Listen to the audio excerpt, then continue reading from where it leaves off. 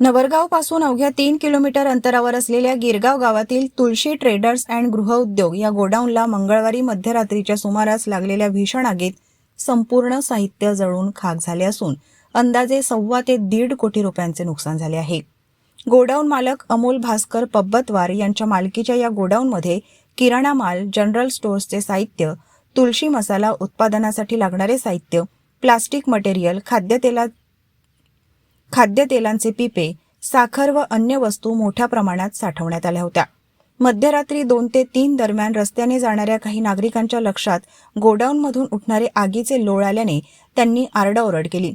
यानंतर गावात एकच खळबळ उडाली. दुकान मालकाचे कुटुंब सध्या बाहेरगावी असल्यामुळे गावकऱ्यांनी आगीवर नियंत्रण मिळवण्याचा आटोकाट प्रयत्न केला. मात्र आग वाढतच गेल्यामुळे नागभीड व चिमूर येथून अग्निशमन दलाच्या 3 टँकरना पाचारण करण्यात आले. अग्निशमन दलाच्या प्रयत्नानंतर आग आटोक्यात आली असली तरी संपूर्ण गोडाऊन खाक झाले. या घटनेत कोणतीही जीवितहानी झाली नसली तरी मालमत्तेचे मोठे नुकसान झाल्याचे पब्बतवार यांनी सांगितले. आगीचे नेमके कारण अद्याप स्पष्ट झाले नसले तरी प्राथमिक अंदाजानुसार शॉर्ट सर्किटमुळे आग लागल्याची शक्यता वर्तवली जात आहे. पोलीस, तलाठी आणि फायर ब्रिगेडने घटनेचा पंचनामा केला असून इतक्या मोठ्या नुकसानीची भरपाई मिळावी अशी मागणी आता जोर धरू लागली आहे.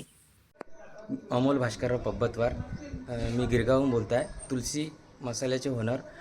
साधारणतः काल 1:30 ते 2च्या सुमारास माझ्या फॅक्टरी आणि दुकानच्या गोडाऊनला आग लागलेली आहे.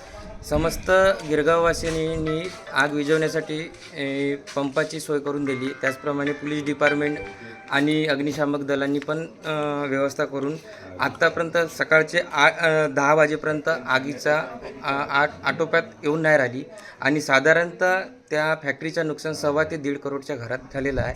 तरी कोणता माल होता त्या फॅक्टरीमध्ये नुकसानीसाठी मसाले, पॅकिंगचं मटेरियल, डिस्पोजल, किराण्याचं सामान, जनरल सगळं नुकसान माझं झालेलं आहे तिथं.